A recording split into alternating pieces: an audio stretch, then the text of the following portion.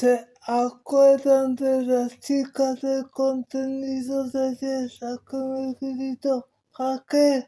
Ese domingo asistió a la iglesia, pero como ese día hubo sopa, la vi cuando llegué y no la vi más. El domingo siguiente, que fue hace casi 15 días, ella se me sentó al lado cuando estábamos almorzando.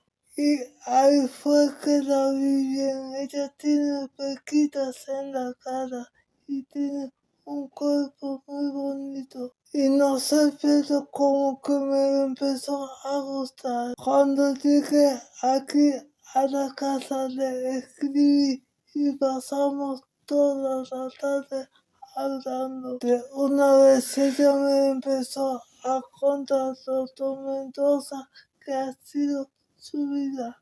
Y no sé si era lástima, pero como que me estaba gustando más. Esa noche cuando oré le dije a Dios, Señor, si esta vez esa mujer me sale con patadas, no te voy a decir nada porque esto es bajo mi responsabilidad.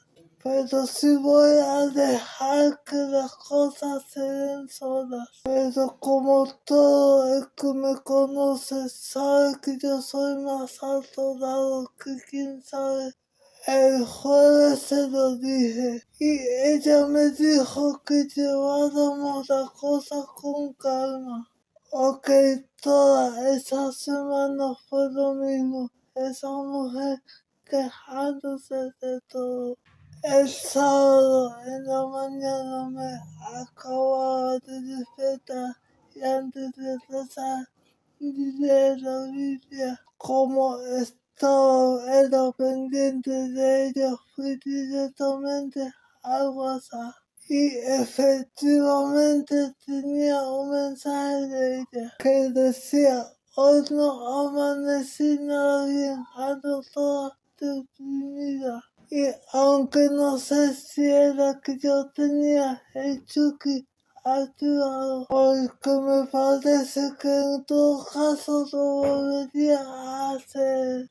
Le dije, durmamos juntos. Y fui a leer la Biblia. Cuando empecé a leer, me di cuenta que había hecho mal. Y fui a eliminar el mensaje, pero de la tarde ya lo había leído. Entonces yo empecé a esperar su respuesta. Y yo apuesto lo que sea que todo ese tiempo en el que ella estuvo sin responder, está pensando: ahora de dónde saco yo para comprar una barba. O quizás el hilo negro está sucio, ahora que me pongo. Pero como no respondía, salió y le puse: perdóname, no te vi. Seguramente ella dijo: listo, con este malvado invadió, es que yo voy a pagar todo el resentimiento que tengo hacia los hombres. Antes de contarles todo lo que me dijo, les voy a explicar por qué yo decidí proponerle eso. Yo fui 10 veces campeón nacional de artes marciales, o sea, entre un país que tiene 27 millones de habitantes. El mejor de todos en eso era yo, y mejor que pelear a mí se me hace provocarle un orgasmo a una mujer. Por eso yo mantuve un nivel socioeconómico de vida de clase media alta. 25 años a base de eso. Entonces no sé si eso estuvo mal hecho, pero a mí se me ocurrió que de pronto, haciéndola feliz, aunque sea por 4 o 5 horas, eso le podía mejorar su semana. pero a ella le dio un ataque de dignidad y de moral y empezó a decirme lo peor, que con razón yo le mandaba esos audios todos los días, porque la quería coger. Entonces, si es por eso, yo me quiero coger a un tío. Me quiero coger al pastor Juan Piccoli, porque a él se lo mando todos los días también. Me dijo que yo hablo de la Biblia, pero que soy una mala persona. Allí tienes razón, yo no soy perfecto, pero si algo me molesta muchísimo es cuando me dicen, por eso es que tú estás así, como que si ella es Dios para saber eso. Y eso me lo ha dicho como 10 veces desde ese día. Ok, Lina, según tú, ¿cómo estoy yo?